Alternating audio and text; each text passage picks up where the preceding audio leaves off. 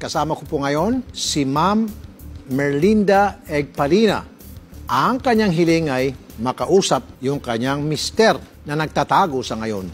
Iniwan daw kasi siya ng kanyang mister dahil sa mga utang. Pakita natin yung picture ni mister. Okay? Ayan, picture.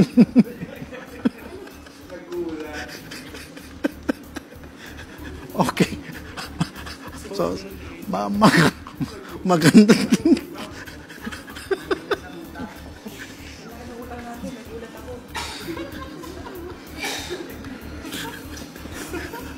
Picture yan, no? Magandang tanghali po, ma'am. Magandang tanghali po. Sino nagbigay ng picture na yan? Ako po. Okay. Sandali lang, ma'am. Sandali lang.